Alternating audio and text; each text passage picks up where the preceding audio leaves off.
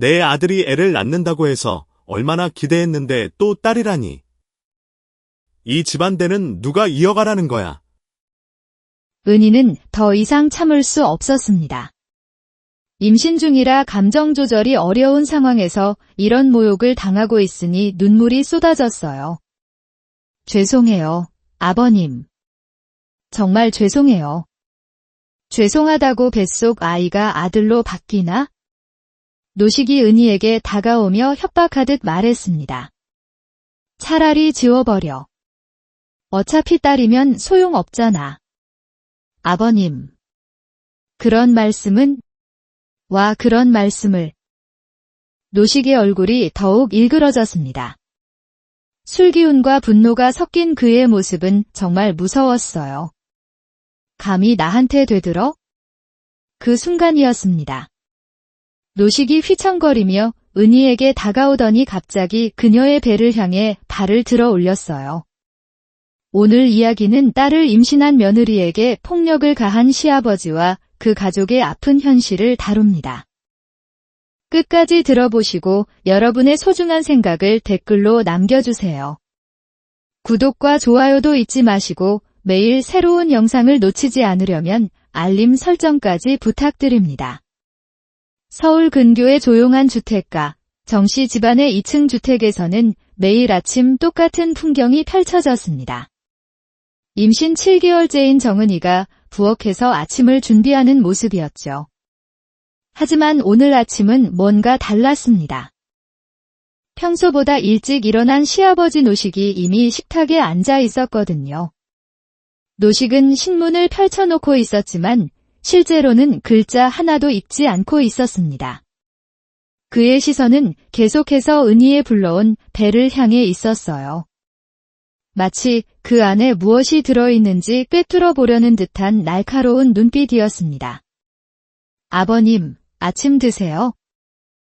은희가 정성스럽게 준비한 식사를 상에 올리자 노식은 젓가락을 들었습니다. 하지만 음식에 손을 대기 전에 은희를 똑바로 쳐다보며 물었어요. 병원에서 뭐라고 하던가? 네. 아기가 건강하다고 하셨어요. 그게 아니라 성별 말이야. 노식의 목소리에는 묘한 긴장감이 흘렀습니다. 은희는 그 순간 왜인지 모르게 가슴이 두근거렸어요. 하지만 숨길 이유도 없다고 생각하며 밝게 대답했습니다. 딸이에요, 아버님. 예쁜 딸이라고 하시더라고요. 그 순간 노식의 표정이 급변했습니다. 젓가락을 든 손이 미세하게 떨렸고 입술이 굳게 다물어졌어요. 몇 초간의 침묵이 흐른 후 노식은 차갑게 말했습니다. 또 딸이냐? 네, 또라고 하시면 현우 어머니도 딸만 둘 낳고 죽었는데. 은희는 그 말에 깜짝 놀랐습니다. 현우에게는 누나가 둘 있다는 것을 알고 있었지만 시어머니가 아들을 못 낳아서 속상해했다는 이야기는 처음 들었거든요. 아버님, 하지만 딸도 좋지 않나요? 딸이 더 효도한다고. 효도. 노식이 비웃듯 콧방귀를 뀌었습니다. 딸이 뭔 효도를 해? 시집가면 남의 집사람이 되는 건데? 은희는 할 말을 잃었습니다. 이런 생각을 가지고 계신 줄 몰랐거든요. 그때 계단에서 발소리가 들렸어요. 출근 준비를 마친 현우가 내려오는 소리였습니다. 아버지, 아침 일찍 일어나셨네요. 현우가 밝게 인사하자 노식은 그를 빤히 바라보며 말했습니다. 현우야, 너도 들어. 이번에도 딸이란다. 현우는 아내와 아버지 사이에 미묘한 긴장감을 즉시 느꼈습니다. 그는 조심스럽게 말했어요. 딸이면 어떻습니까? 요즘엔 딸이 더 인기 아닌가요? 인기. 노식의 목소리가 한 옥타브 높아졌습니다. 이 집안대를 누가 이어갈 건데? 내 누나들 보라고. 결혼하고 나서 언제 한번 제대로 찾아왔나? 현우는 아버지의 말에 아무것도 대답할 수 없었습니다. 실제로 두 누나는 각자의 가정에 충실해서 명절 때나 얼굴을 보는 정도였거든요. 은희는 이 상황이 점점 심각해지는 것을 느꼈습니다. 그녀는 떨리는 목소리로 말했어요. 아버님, 저희가 다음에 또 아이를 가지면 다음. 노식이 은희를 노려보며 말했습니다. 내 나이가 몇인데 다음을 생각해? 35이면 이미 늦은 나이야. 그 말에 은희는 상처받았습니다. 마치 자신이 집안에 도움이 되지 않는 존재라고 말하는 것 같았거든요. 눈물이 맺히려는 순간 현우가 나섰습니다. 아버지, 너무 심하신 거 아닙니까? 은희도 우리 가족인데. 가족. 노식이 비웃었습니다. 가족이라면 집안의 보탬이 되어야 하는 거 아니야? 대를 이을 아들도 못 낳으면서 무슨 가족이야? 그 순간 은희는 참을 수 없었습니다. 임신 중이라 감정 기복이 심한 상태에서 이런 말을 들으니 눈물이 왈칵 쏟아졌어요. 죄송합니다. 아버님. 제가 부족해서. 은희야. 현우가 아내를 감싸며 아버지에게 말했습니다. 아버지, 지금 은희가 임신 중이라 예민한 상태입니다. 이런 이야기는 나중에. 하지만 노식은 들은 척도 하지 않았습니다. 오히려 더욱 날카롭게 말했어요. 예민하면 뭐해? 딸 낳는 건 변하지 않는데? 정말 답답하다. 노식은 젓가락을 탁하고 식탁에 내려놓으며 자리에서 일어났습니다. 그리고는 현관으로 향하면서 중얼거렸어요. 이 집안 망하겠다. 정말. 현관문이 쾅하고 닫히는 소리와 함께 집안은 정막에 휩싸였습니다. 은희는 흐느끼고 있었고 현우는 어떻게 해야 할지 몰라 하고 있었어요. 현우 오빠, 저 정말 잘못했나요? 아니야, 은희야. 당신은 잘못한 거 없어. 아버지가 너무 옛날 생각을 가지고 계셔. 하지만 현우의 위로도 은희의 마음을 완전히 달래주지는 못했습니다. 뱃속에 아이가 움직이는 것을 느끼며 은희는 생각했어요. 이 아이가 태어나면 정말 이 집에서 환영받을 수 있을까요? 그날 이후 며칠 동안 집안의 분위기는 얼어붙었습니다. 노식은 은희와 마주치는 것조차 피했고 현우는 그 사이에서 어정쩡한 입장이 되어버렸어요. 은희는 혼자서 집안일을 하며 하루하루를 보내고 있었지만 마음 한편으로는 계속 불안했습니다. 그러던 어느 금요일 저녁, 은희는 정기검진을 위해 산부인과에 다녀왔습니다. 의사는 아기가 건강하게 자라고 있다며 초음파 사진을 건네주었어요.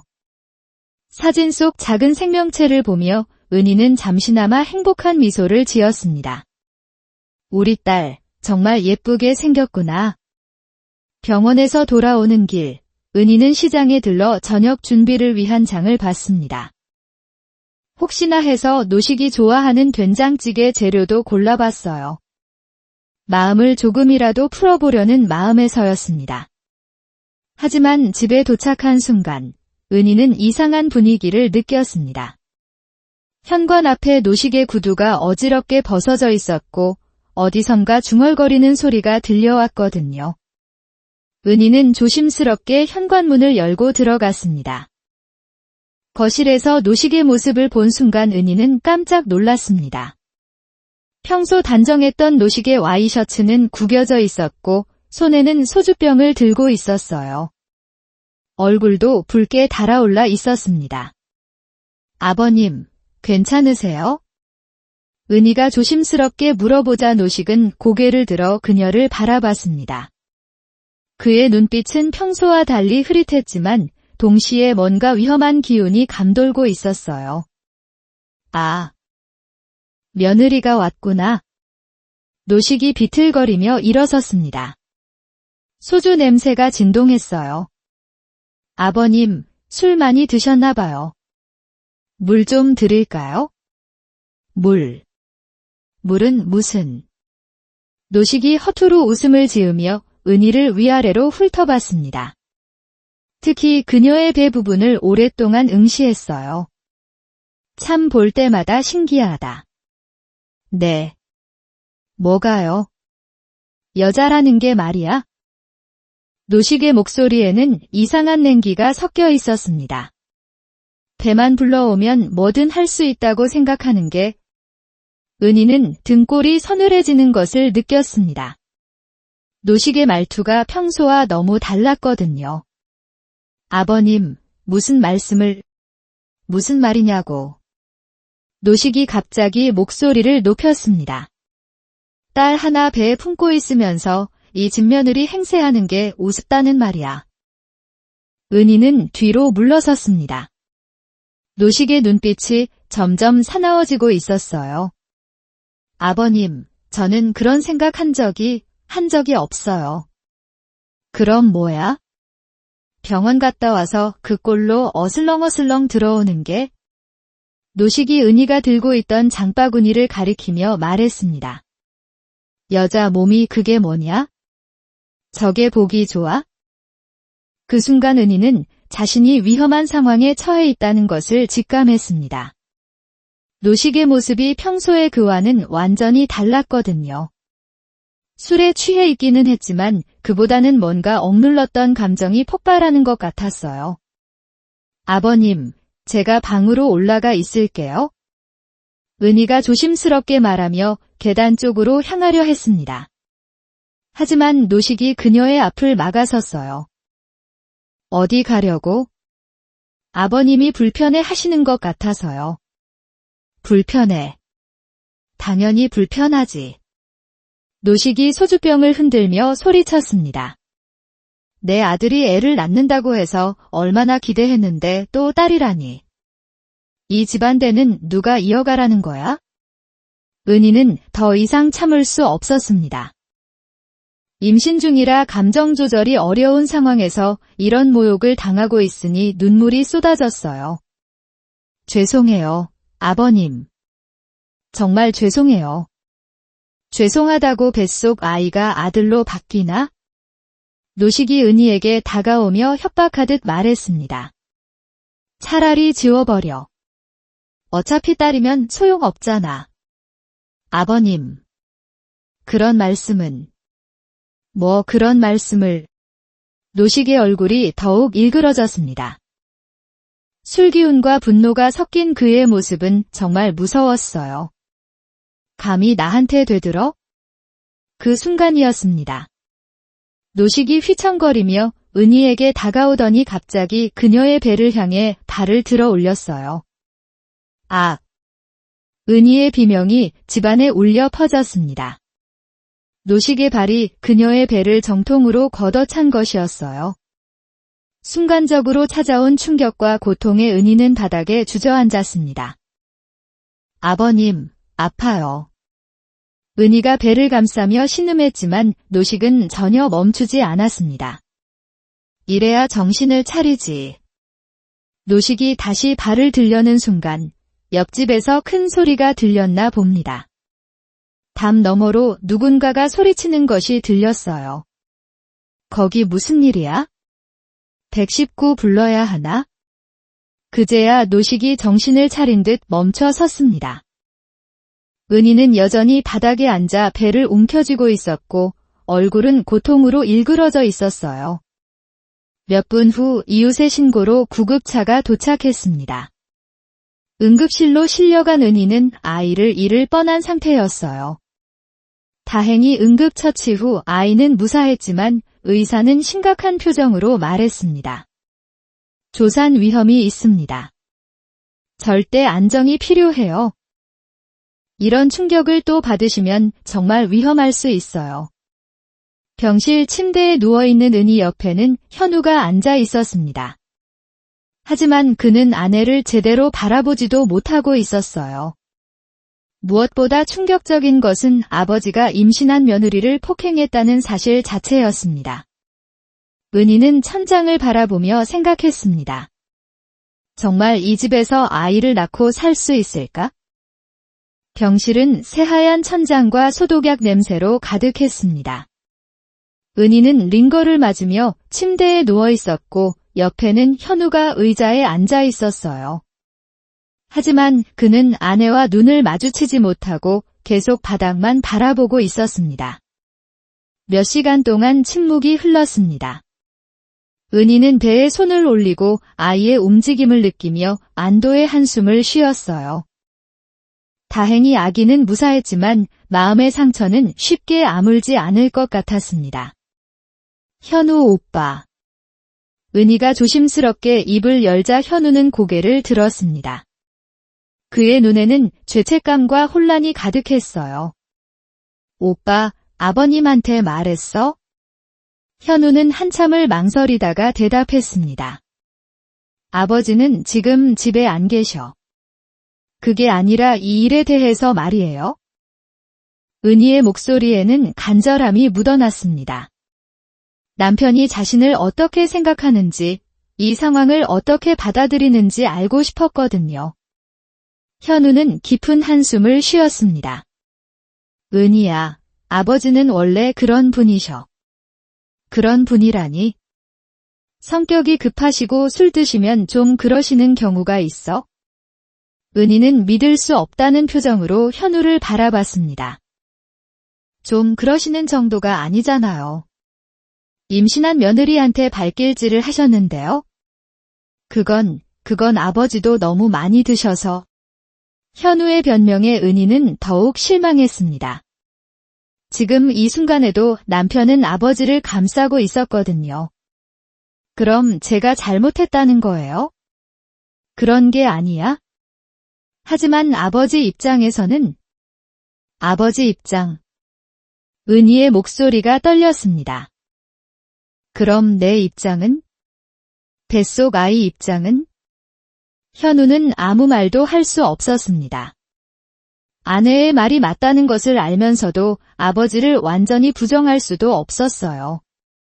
그는 어릴 때부터 아버지의 권위적인 모습에 길들여져 있었거든요. 현우 오빠, 솔직히 말해줘. 오빠도 딸이라서 실망스러워요.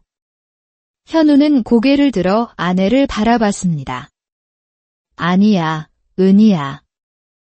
나는 딸이면 어떻고 아들이면 어때? 우리 아이인데. 정말요? 정말이야. 하지만 은희는 현우의 말을 온전히 믿을 수 없었습니다. 만약 정말 그렇다면 왜 아버지에게 더 강하게 말하지 않는 걸까요? 그때 병실 문이 열리며 노식이 들어왔습니다. 은희는 반사적으로 몸을 움츠렸어요. 노식은 어색한 표정으로 병상 근처에 서서 말했습니다. 어떻게 됐어? 현우가 일어서며 대답했습니다. 다행히 아기는 무사하다고 합니다. 그래, 다행이군. 노식의 말에는 진심 어린 안도감이 느껴지지 않았습니다. 오히려 의무적으로 하는 말 같았어요. 은희는 노식을 바라보며 물었습니다. 아버님, 사과하실 마음 없으세요? 노식의 표정이 굳어졌습니다. 사과. 제게 발길질하신 것에 대해서요. 그건 내가 술을 너무 많이 마셔서. 노식은 변명을 하다가 말았습니다. 그리고는 갑자기 짜증이 난다는 듯이 말했어요. 별걸 다 따지네. 그래봤자 내 손주인데. 은희는 그 말에 소름이 돋았습니다. 아직도 자신이 잘못했다고 생각하지 않는다는 뜻이었거든요. 손주라고 하시면서 왜 그러셨어요? 뭐? 손주가 소중하시면 왜 그 손주를 위험하게 만드셨냐고요? 은희의 목소리가 높아지자 병실 안의 분위기가 팽팽해졌습니다. 노식은 은희의 따지는 모습을 보며 더욱 불쾌했어요. 감히 어른한테 그런 식으로 말을 해? 어른이시면 어른답게 행동하세요. 뭐라고? 노식이 성을 내려는 순간 현우가 급하게 나섰습니다. 아버지. 은희도 지금 많이 놀란 상태라. 놀란 상태면 조용히 있어야지 왜 어른한테 되들어? 노식은 현우에게도 화를 냈습니다. 너도 그렇고 요즘 사람들은 다 버릇이 없어. 은희는 더 이상 참을 수 없었습니다. 버릇없는 건 누군데요? 임신한 며느리한테 폭력을 쓰는 게 버릇 있는 행동인가요? 폭력. 그게 폭력이야? 노식이 비웃었습니다. 요즘 여자들은 정말 유난스럽다니까? 그 순간 은희는 깨달았습니다. 이 사람은 절대 자신의 잘못을 인정하지 않을 거라는 것을요. 오히려 자신이 피해자인 양 행동하고 있었습니다. 아버님, 나가주세요. 뭐? 지금 당장 나가주세요. 보기 싫어요. 은희의 단호한 말에 노식은 화가 치밀어 올랐습니다. 이 여자가 정말... 아버지. 현우가 급하게 노식을 말렸습니다. 여기는 병원이니까 조용히 해주세요. 노식은 아들을 노려보더니 은희에게 말했습니다. 좋아. 나도 이런 여자 며느리로 두기 싫다. 마음에 안 들면 나가든지 해. 그리고는 성큼성큼 병실을 나가버렸습니다. 문이 닫힌 후 병실은 다시 정적에 휩싸였어요. 현우는 어떻게 해야 할지 모르겠다는 표정으로 아내를 바라봤습니다. 은희는 천장을 바라보며 눈물을 흘렸어요. 현우 오빠, 저 정말 이 집에서 살 수 있을까요? 현우는 아무 대답도 할 수 없었습니다. 그도 확신이 서지 않았거든요. 은희는 배를 쓰다듬으며 중얼거렸습니다. 우리 딸, 엄마가 어떻게 해야 할까? 병실 창문 너머로 석양이 지고 있었습니다. 하지만 은희의 마음은 그 어느 때보다 어두웠어요. 병원에서 퇴원한 지 일주일이 지났지만 은희는 시댁에 머물 수 없었습니다. 노식과 마주치는 것만으로도 스트레스를 받았고 그것이 뱃속 아이에게 좋지 않다는 것을 알고 있었거든요. 결국 은희는 친정으로 내려가기로 결심했습니다. 엄마, 제가 좀 이따 갈게요. 전화 너머의 목소리는 걱정으로 가득했습니다. 은희야, 무슨 일이야? 갑자기 왜? 은희는 모든 사실을 말할 수는 없었습니다. 어머니가 얼마나 걱정하실지 뻔했거든요. 그냥 몸이 좀 안 좋아서요.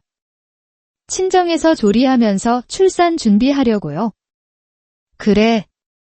그럼 어서 와라. 엄마가 잘 돌봐줄게.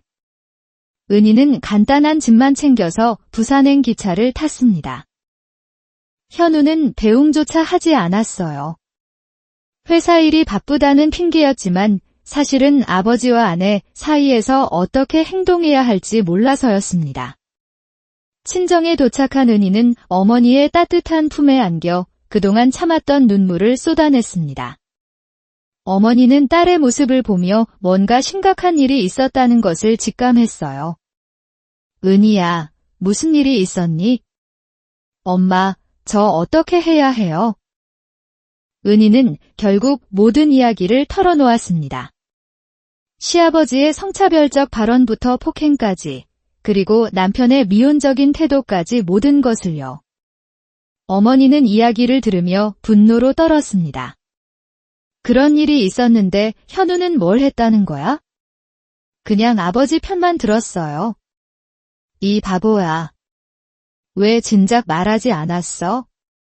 어머니는 딸을 안아주며 말했습니다. 괜찮다. 이제 엄마가 지켜줄게.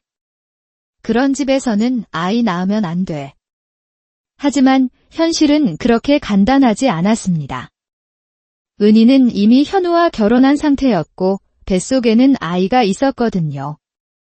며칠 뒤 현우에게서 전화가 왔습니다. 은희야, 언제 돌아올 거야? 모르겠어요. 아버지가 많이 반성하고 계셔. 은희는 그 말을 믿을 수 없었습니다. 정말요? 응니 그리고 나도 미안해. 내가 너를 제대로 지켜주지 못했어. 현우의 사과에 은희의 마음이 조금 흔들렸습니다. 하지만 여전히 확신이 서지 않았어요. 현우 오빠, 제가 지금 아이 초음파 사진이랑 태명 정한 것 보내드릴게요. 태명. 네, 하은이로 정했어요. 하늘의 은혜라는 뜻이에요. 은희는 작은 봉투에 초음파 사진과 태명을 적은 메모를 넣어 현우에게 보냈습니다. 혹시나 하는 마음이었어요. 아이의 존재를 실감하면 현우도 시아버지도 마음이 바뀔지 모른다는 희망을 품었거든요. 하지만 며칠 후, 집 앞 우편함에서 은희는 뜻밖의 편지를 발견했습니다. 발신인이 적히지 않은 편지였어요. 편지를 열어본 순간 은희의 얼굴이 창백해졌습니다. 그 사람 예전에 다른 여자도 유산시켰어요. 당신만 몰라요. 짧은 문장이었지만 은희의 심장은 쿵 하고 내려앉았습니다. 손이 떨려서 편지를 제대로 잡을 수도 없었어요. 설마 그럴 리가. 하지만 은희의 마음 한편에서는 이상한 확신이 들었습니다.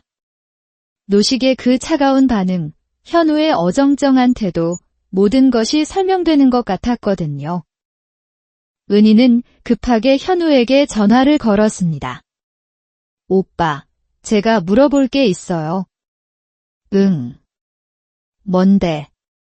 오빠 예전에 다른 여자랑 사귄 적 있죠? 전화 너머로 현우의 숨소리가 거칠어졌습니다. 왜 갑자기 그런 얘기를? 대답해 주세요. 그 여자가 임신했었나요? 한참의 침묵이 흘렀습니다. 그 침묵 자체가 답이었어요. 은희야.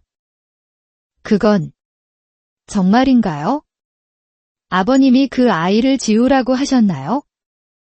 은희야, 그때는 상황이 복잡했어. 현우의 변명을 들으며 은희는 깨달았습니다. 자신이 겪고 있는 일이 처음이 아니라는 것을, 노식이 이미 한 번 손주를 포기하게 만들었다는 것을요. 그래서 그 여자는 어떻게 됐어요? 헤어졌어. 아버지가 결혼을 반대하셔서. 아이는요? 현우의 침묵에 은희는 모든 것을 알 수 있었습니다. 오빠는 그때 그 여자 편을 들어주지 않았군요. 은희야, 그때는 정말 어쩔 수 없었어. 아버지가. 그리고 지금도 마찬가지고요.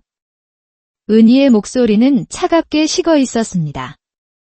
제가 그 여자와 다른 점이 뭔가요? 결혼했다는 것밖에는? 은희야, 그런 게 아니야. 아니에요. 똑같아요. 오빠는 그때도 지금도 아버지 편이에요. 은희는 전화를 끊었습니다.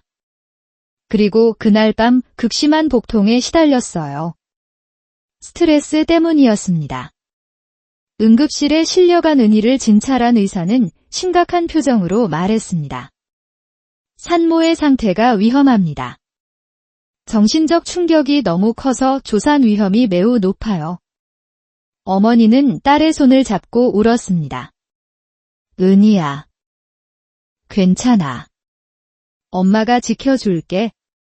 하지만 은희의 마음은 이미 결정되어 있었습니다. 이 아이를 지키기 위해서라면 그 집과는 완전히 결별해야 한다는 것을요. 한편 서울에서는 노식이 현우에게 말하고 있었습니다. 이번에도 여잔가? 안 돼, 그 여자랑은 여기까지야. 현우는 눈을 감았습니다. 또다시 같은 선택의 기로에 서 있었어요. 하지만 이번에도 그는 결정을 내리지 못했습니다. 부산의 한 대학병원 산부인과 병실에서 은희는 링거를 맞으며 누워 있었습니다. 의사는 절대 안정을 취해야 한다고 했지만 은희의 마음은 결코 평온하지 않았어요. 현우의 통화 이후로 더 이상 그에게서 연락이 오지 않았습니다. 어머니는 딸 곁을 지키며 걱정스러운 눈빛으로 바라보고 있었어요. 은희야. 너무 스트레스 받지 마라. 아기한테 안 좋아. 엄마, 저 어떻게 해야 할까요? 일단 아기부터 건강하게 낳자. 그 다음은 그때 생각하고. 하지만 은희의 마음은 이미 정해져 있었습니다. 이 아이만큼은 절대 그 집안의 피해를 당하게 하고 싶지 않았거든요. 며칠 후 은희는 변호사 사무실을 찾았습니다. 이혼 상담을 받기 위해서였어요. 상황을 들어보니 시아버지의 폭행과 남편의 방조, 그리고 정신적 피해 등을 근거로 이혼 사유가 충분합니다. 변호사의 말에 은희는 복잡한 심정이었습니다. 한편으로는 법적으로 보호받을 수 있다는 안도감이 들었지만 다른 한편으로는 정말 이혼까지 가야 하는 건지 확신이 서지 않았어요. 하지만 임신 중이시니까 일단 출산을 하신 후에 진행하시는 것이 좋겠습니다. 은희는 고개를 끄덕였습니다. 지금은 아이가 가장 중요했으니까요. 그런데 집으로 돌아가는 길에 예상치 못한 전화가 왔습니다. 현우였어요. 은희야, 나 지금 부산으로 내려간다. 왜요? 아버지가 쓰러지셨어. 은희는 깜짝 놀랐습니다. 뭐라고요? 술을 많이 드시더니 의식을 잃으셨어. 지금 중환자실에 계셔. 은희의 마음은 복잡했습니다. 분명 미워해야 할 사람이지만 그래도 현우의 아버지였고 뱃속 아이의 할아버지였거든요. 많이 위험하세요? 의사가 각오하라고 했어. 현우의 목소리가 떨리고 있었습니다. 은희야, 미안하지만 같이 올라가 줄 수 있을까? 아버지가 너를 보고 싶어 해. 은희는 한참을 망설였습니다. 그 사람을 다시 만나고 싶지 않았지만 임종을 앞둔 상황에서 거절하기도 어려웠어요. 알겠어요. 하지만 아기 때문에 올해는 못 있어요. 다음 날 은희는 현우와 함께 서울로 올라갔습니다. 병원에 도착했을 때 노식은 산소 마스크를 쓰고 중환자실에 누워 있었어요. 평소의 위협적인 모습은 온데간데 없고 초라한 노인의 모습만 남아 있었습니다. 아버지, 은희 왔어요. 현우가 조심스럽게 말하자 노식은 힘겹게 눈을 떴습니다. 은희를 보는 순간 그의 눈에 뭔가 복잡한 감정이 스쳐 지나갔어요. 은희는 병상 옆에 서서 말했습니다. 아버님, 좀 어떠세요? 노식은 산소 마스크 때문에 말을 할 수 없었지만 손짓으로 뭔가를 표현하려 했습니다. 간호사가 잠시 마스크를 벗겨주자 노식은 가느다란 목소리로 말했어요. 미안하다. 은희는 그 말에 놀랐습니다. 노식이 사과한다는 것은 상상도 못했거든요. 아버님, 제가 옳았다. 노식의 말에 은희의 눈에 눈물이 맺혔습니다. 딸도 좋은 거였어. 그때 간호사가 다시 산소 마스크를 씌웠습니다. 노식은 더 이상 말할 수 없었지만 은희의 배를 바라보는 눈빛이 예전과 달랐어요. 며칠 후 노식의 상태는 더욱 악화되었습니다. 의사는 언제 세상을 떠날지 모른다고 했어요. 그런데 그날 밤, 은희는 갑작스러운 진통을 느꼈습니다. 아파요. 현우가 급하게 은희를 산부인과로 데려갔습니다. 의사는 조산이 시작되었다고 했어요. 지금 34주인데 아기가 나오려고 해요. 더 이상 막을 수 없습니다. 은희는 진통 속에서도 걱정이 앞섰습니다. 아직 일은 출산이었거든요. 아기 괜찮을까요? 요즘은 의학이 발달해서 34주면 큰 문제 없어요. 걱정하지 마세요. 몇 시간의 진통 끝에 은희는 딸을 낳았습니다. 작지만 건강한 울음소리가 분만실에 울려 퍼졌어요. 축하합니다. 건강한 딸입니다. 은희는 아기를 안아보며 눈물을 흘렸습니다. 그동안의 모든 고생이 잊혀지는 순간이었어요. 하은아, 엄마가 지켜줄게. 하지만 그 순간 간호사가 급하게 들어왔습니다. 죄송합니다. 중환자실에서 연락이 왔는데 할아버지께서. 현우의 얼굴이 창백해졌습니다. 은희도 무슨 일인지 직감했어요. 노식이 세상을 떠난 것은 하은이가 태어난 지 정확히 2시간 후였습니다. 마치 손녀의 탄생을 확인하고 안심한 듯 조용히 눈을 감았어요. 현우는 아버지의 임종과 딸의 탄생 사이에서 혼란스러워했습니다. 기쁨과 슬픔이 동시에 밀려왔거든요. 은희야, 아버지가 하은이 보고 가셨어. 은희는 복잡한 마음으로 고개를 끄덕였습니다. 노식이 마지막에 사과했던 것을 생각하면 그도 나름대로 후회하고 있었던 것 같았어요. 하지만 여전히 은희의 마음속 상처는 아물지 않았습니다. 사과 한마디로 모든 것이 용서될 수는 없었거든요. 며칠 후 장례식 준비가 시작되었습니다. 하지만 은희는 산후조리 때문에 직접 참여할 수 없었어요. 현우는 장례식 준비와 아내 아기 돌보기 사이에서 정신없이 바빴습니다. 은희야, 장례식에 참석할 수 있겠어? 글쎄요. 아기도 신생아실에 있고 은희는 사실 참석하고 싶지 않았습니다. 형식적인 조문을 받는 것보다는 조용히 하은이와 시간을 보내고 싶었거든요. 결국 노식의 장례식은 은희 없이 치러졌습니다. 조문객들은 며느리가 없다는 것을 이상하게 여겼지만 현우는 산후조리 중이라고 둘러댔어요. 장례식이 끝난 후 현우는 병원으로 돌아와 은희와 하은이를 만났습니다. 고생했어요. 은희가 조문이 말을 건네자 현우는 피곤한 표정으로 고개를 끄덕였습니다. 이제 우리 셋이서 새로 시작해볼까? 현우의 말에 은희는 아무 대답도 하지 않았습니다. 과연 정말 새로 시작할 수 있을까요? 노식의 장례식이 끝나고 며칠이 지났지만 은희의 마음은 여전히 무겁기만 했습니다.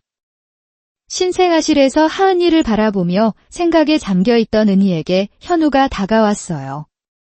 은희야, 아버지 방을 정리하다가 이걸 찾았어. 현우가 건넨 것은 낡은 나무 상자였습니다.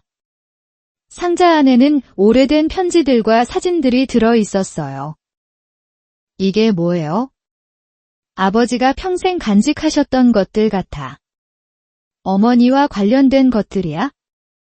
은희는 호기심에 상자를 열어봤습니다. 그 안에서 눈에 띈 것은 현우 어머니의 필체로 쓰인 편지였어요. 편지를 읽어보자 은희는 깜짝 놀랐습니다. 여보, 이번에 태어날 아이가 딸이래요. 하지만 전 딸이 참 좋아요. 딸은 말도 예쁘게 하고 웃을 때 더 사랑스럽거든요. 꼭 예쁘게 키워봐요. 편지 날짜를 보니 현우의 큰 누나를 임신했을 때 쓴 것 같았습니다. 은희는 계속해서 다른 편지들도 읽어봤어요. 딸이 3명이면 어떻습니까? 다 우리 아이인데요. 당신이 아들을 그렇게 원하시는 이유를 모르겠어요. 제발 아이들 앞에서 실망하는 표정 짓지 마세요. 아이들이 자신을 원치 않는 존재라고 생각할까 봐 무서워요. 편지 하나하나를 읽을 때마다 은희의 가슴이 먹먹해졌습니다. 현우의 어머니도 똑같은 고통을 겪었던 것이었어요. 가장 마지막 편지는 현우 어머니가 세상을 떠나기 얼마 전에 쓴 것 같았습니다. 미안해요, 여보. 제가 아들을 낳아드리지 못해서. 하지만 우리 딸들은 정말 소중한 아이들이에요. 제가 없어도 딸들을 사랑해주세요. 은희는 편지를 읽으며 눈물을 흘렸습니다. 노식이 왜 그렇게 아들에게 집착했는지, 그리고 왜 마지막에 사과했는지 조금이나마 이해할 수 있을 것 같았어요. 현우 오빠, 이 편지들 아버님이 다 보셨을까요? 아마 평생 간직하고 계셨으니 다 읽어보셨을 거야. 그런데 왜 어머님 말씀을 듣지 않으셨을까요? 현우도 고개를 저었습니다. 잘 모르겠어? 아버지 나름대로 이유가 있으셨겠지? 하지만 은희는 이해할 수 없었습니다. 아내가 그렇게 간절히 부탁했는데도 바뀌지 않았던 노식의 마음을 말이에요. 그날 밤 은희는 하은이에게 젖을 먹이며 생각했습니다. 과연 이 집에서 하은이가 행복하게 자랄 수 있을까? 노식은 세상을 떠났지만 현우의 태도가 완전히 바뀐 것 같지는 않았거든요. 며칠 후 은희와 하은이는 집으로 돌아왔습니다. 노식이 없는 집은 예전보다 조용했지만 여전히 편안하지 않았어요. 현우는 아버지가 돌아가신 후 더욱 말이 적어졌습니다. 하은이를 보는 눈빛은 따뜻했지만 뭔가 부담스러워하는 것 같기도 했어요. 현우 오빠, 하은이 예쁘죠? 응, 정말 예뻐. 아버님도 마지막에 하은이 보고 가셔서 다행이에요. 현우는 잠시 침묵했다가 말했습니다. 은희야, 우리 이제 정말 새로 시작해보자. 새로 시작이요? 아버지도 돌아가셨고 하은이도 태어났으니까 과거는 다 잊고. 은희는 현우의 말을 듣고 있었지만 마음 한편에서는 의구심이 들었습니다. 정말 과거를 다 잊을 수 있을까요? 그런데 며칠 후 은희는 충격적인 사실을 알게 되었습니다. 현우의 누나들이 왔을 때였어요. 현우야, 아버지 유언 들었지? 큰 누나가 현우에게 말했습니다. 무슨 유언이요? 아버지가 하은이한테 재산을 물려주지 말라고 하셨잖아. 은희는 그 말에 귀를 의심했습니다. 뭐라고요? 둘째 누나가 은희를 보며 미안한 표정으로 말했습니다. 은희야, 미안해. 아버지가 딸한테는 재산을 물려주면 안 된다고 하셨어. 심지어 하은이가 시집갈 때도 지원해주지 말라고. 은희는 믿을 수 없었습니다. 마지막에 사과했던 노식이 그런 유언을 남겼다니요. 그럼 하은이는 이 집에서 아무것도 받을 수 없다는 거예요? 현우가 당황하며 말했습니다. 누나들, 그건 너무하잖아요. 우리도 어쩔 수 없어, 현우야. 아버지 유언이잖아. 큰 누나가 한숨을 쉬며 말했습니다. 대신 현우가 아들을 낳으면 그 아들한테 모든 것을 물려주라고 하셨어. 은희는 그 순간 모든 것을 깨달았습니다. 노식은 죽기 전까지도 딸을 차별했던 것이었어요. 마지막 사과는 단순한 감정적 표현이었을 뿐 근본적인 생각은 바뀌지 않았던 것입니다. 오빠는 어떻게 생각해요? 현우는 난처한 표정으로 말했습니다. 글쎄, 아버지 유언이니까. 그 말에 은희는 깊이 실망했습니다. 여전히 현우는 아버지 편이었어요. 그럼 하은이는 이 집에서 쭉 차별받으며 살아야 하는 거네요? 은희야, 그런 게 아니라. 맞아요. 은희가 단호하게 말했습니다. 저는 제 딸이 그런 취급받는 걸 볼 수 없어요. 누나들이 돌아간 후 집안은 무거운 침묵에 휩싸였습니다. 은희는 하은이를 안고 있으면서 결심을 굳혔어요. 이 집에서는 하은이가 절대 행복할 수 없다는 것을, 그리고 자신도 마찬가지라는 것을 확실히 알았거든요. 그날 밤 은희는 조용히 짐을 싸기 시작했습니다. 하은이와 함께 새로운 삶을 시작할 준비를 하는 것이었어요. 현우는 아내의 행동을 보며 불안해했지만 그녀를 붙잡을 말을 찾지 못했습니다. 아버지의 유언과 아내의 마음 사이에서 또다시 선택을 해야 하는 상황이었지만 여전히 결정을 내리지 못하고 있었어요. 다음 날 아침 은희는 조용히 하은이를 안고 집을 나섰습니다. 현우는 아직 잠들어 있었고 집안은 고요했어요. 은희는 뒤돌아보지 않았습니다. 이미 마음을 정했거든요. 택시를 타고 향한 곳은 노식의 장례식장이었습니다.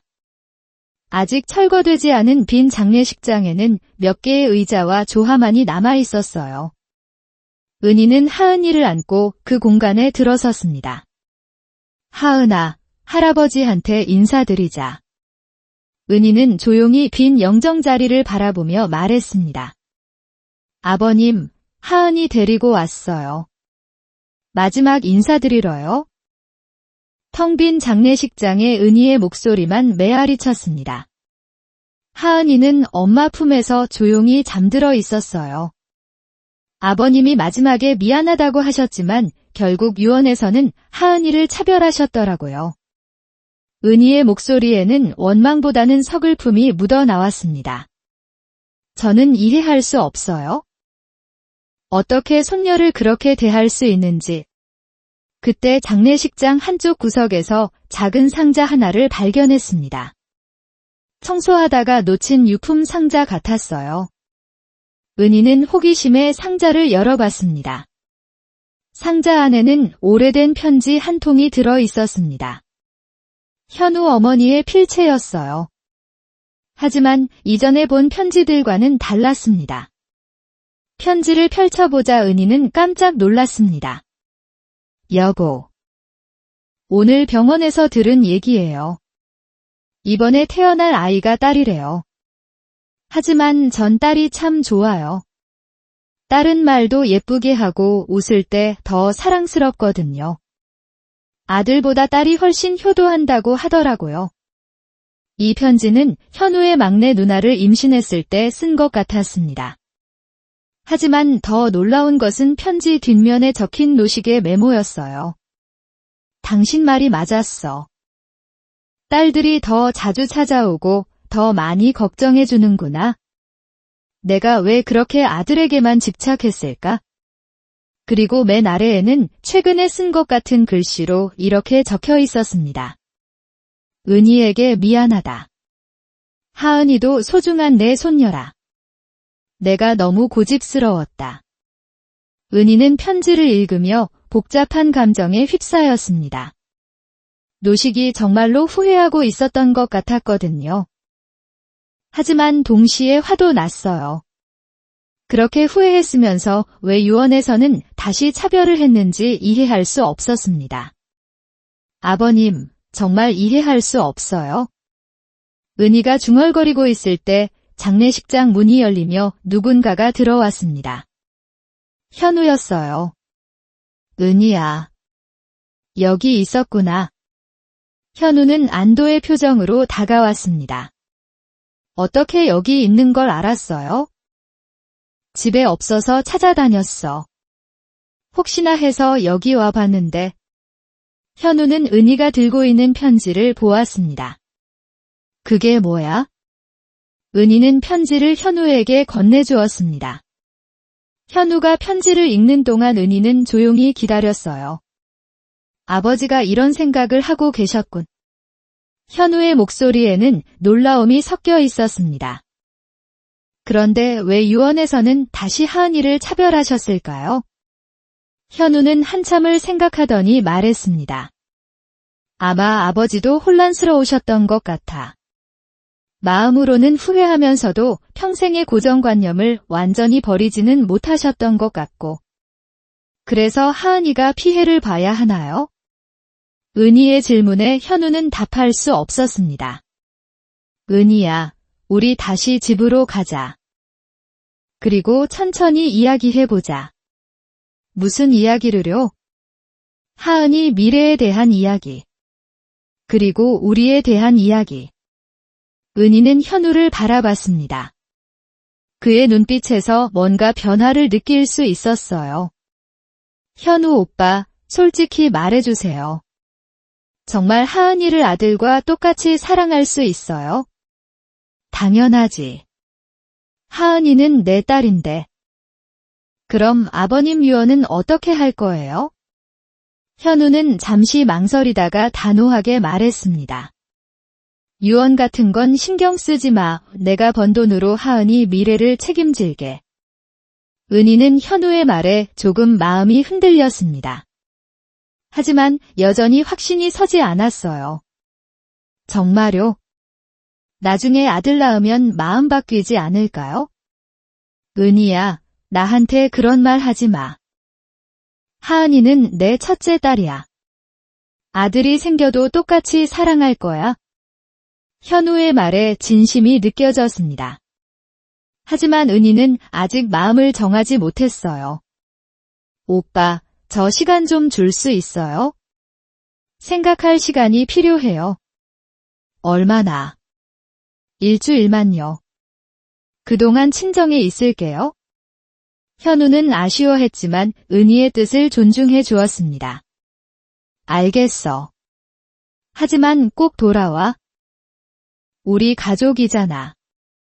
은희는 대답 대신 하은이를 더 꼭 안았습니다. 정말 이 가족으로 돌아갈 수 있을까요? 장례식장을 나서며 은희는 마지막으로 빈 공간을 돌아봤습니다. 노식은 이미 세상에 없었지만 그가 남긴 상처는 여전히 남아 있었어요. 하은아, 엄마가 올바른 선택을 할 수 있도록 도와줘. 은희는 하은이에게 속삭이며 장례식장을 떠났습니다. 일주일 후 내릴 선택이 자신과 하은이의 인생을 완전히 바꿀 것이라는 걸 알고 있었거든요. 현우는 아내와 딸이 떠나는 뒷모습을 바라보며 후회했습니다. 자신이 진작 더 강하게 아내 편에 서지 못한 것을, 아버지의 잘못된 가치관에 맞서지 못한 것을 말이에요. 과연 일주일 후 은희는 어떤 선택을 하게 될까요?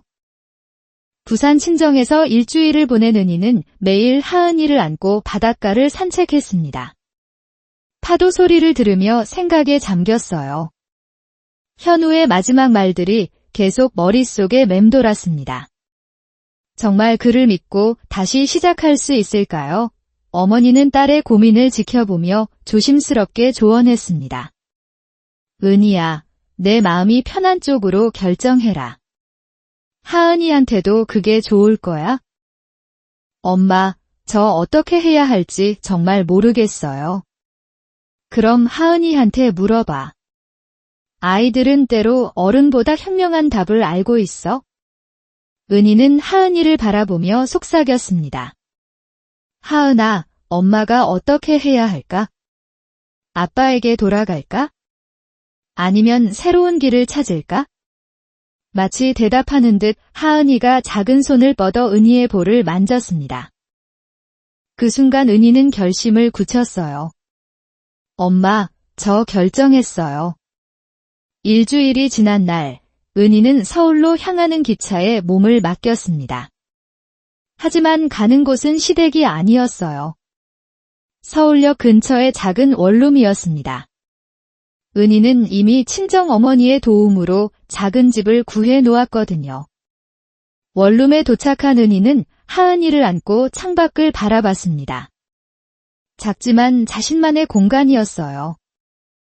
아무도 하은이를 차별하지 않을 온전히 자신들만의 공간이었습니다. 하은아, 여기가 우리 새집이야. 이제 엄마랑 둘이서 살자. 은희는 하은이에게 젖을 먹이며 미래를 그려봤습니다.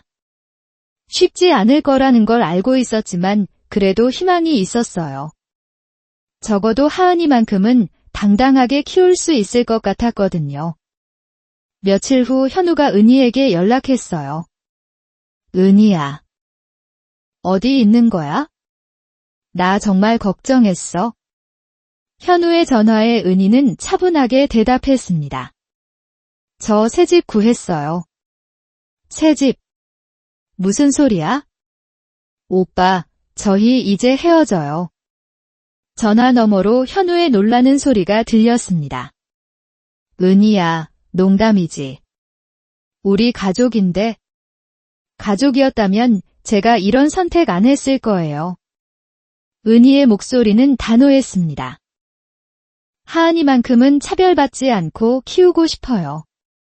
오빠와 함께 있으면 그게 불가능해요. 은희야, 내가 바뀔게. 진짜로 바뀔게. 이미 기회는 많이 드렸어요. 하지만 오빠는 항상 아버님 편이었잖아요. 현우는 할 말을 잃었습니다. 은희의 말이 맞았거든요. 그럼 하은이는 어떻게 하려고? 제가 키울 거예요. 혼자서라도. 혼자서 그게 가능해? 모르겠어요. 하지만 해볼 거예요. 현우는 은희를 설득하려 했지만 그녀의 마음은 이미 굳어져 있었습니다. 몇 달이 흘렀습니다. 은희는 육아와 생계를 동시에 해결해야 하는 어려움에 직면했어요. 하지만 포기하지 않았습니다. 온라인으로 번역을 하며 하은이를 키웠어요. 하은아, 엄마가 힘들어도 우리 꼭 이겨내자. 하은이는 엄마의 목소리에 맞춰 옹알이를 했습니다. 마치 응원하는 것 같았어요. 그러던 어느 날 현우가 은희의 집 앞에 나타났습니다. 은희야, 문 열어줘. 할 말이 있어? 은희는 현우를 들여보내지 않았습니다. 문 앞에서 하세요. 은희야, 나 정말 많이 생각해봤어. 내가 잘못했어. 지금 와서 그런 말해도 이혼 서류 가져왔어. 은희는 깜짝 놀랐습니다. 뭐라고요? 내가 원하는 대로 해줄게. 대신 하은이만큼은 가끔이라도 볼 수 있게 해줘. 문 너머 현우의 흐느끼는 소리가 들렸습니다. 하은이가 아빠를 완전히 모르고 자라는 건 너무 가슴 아파. 은희도 마음이 아팠습니다. 하지만 이미 내린 결정이었어요. 오빠, 하은이가 다 클 때까지는 만나지 말아요. 아이가 혼란스러워 할까봐. 은희야. 대신 하은이가 성인이 되면 스스로 판단할 수 있게 해줄게요. 현우는 더 이상 말할 수 없었습니다. 이혼 서류를 문 앞에 놓고 떠났어요. 시간이 흘러 하은이는 건강하게 자라고 있었습니다. 은희는 힘들 때마다 딸의 웃음을 보며 힘을 냈어요. 하은아. 넌 세상 그 누구보다 소중해. 누구의 손녀가 아니라 나의 딸이야. 하은이는 엄마의 말을 이해하는 듯 환하게 웃었습니다. 어느 날 은희는 하은이를 유모차에 태우고 공원을 산책하고 있었습니다. 다른 가족들의 모습을 보며 가끔 아쉬운 마음이 들기도 했지만 후회하지는 않았어요. 엄마.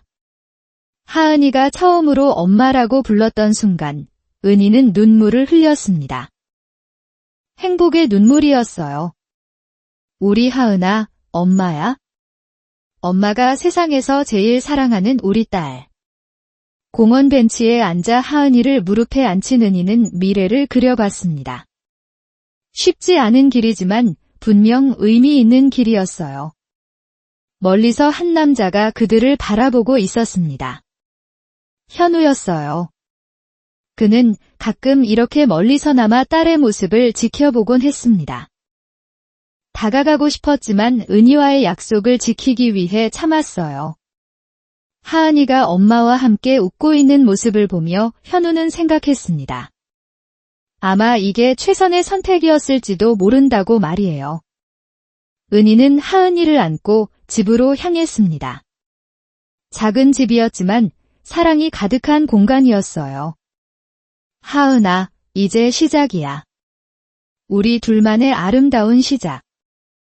석양이 지는 거리를 걸어가는 모녀의 뒷모습에서는 희망이 느껴졌습니다. 비록 혼자였지만 은희는 당당했어요. 자신의 선택에 확신이 있었거든요. 이제 정말 새로운 삶이 시작되었습니다. 누구의 눈치도 보지 않고 오직 딸의 행복만을 생각하며 살아갈 수 있는 삶이 말이에요.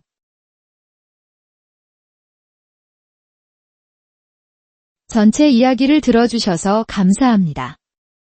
어머니의 이야기 팀을 지원하고 더 흥미로운 이야기를 들으려면 댓글 섹션에서 의견을 공유하고 채널을 구독하고 좋아요를 눌러주세요.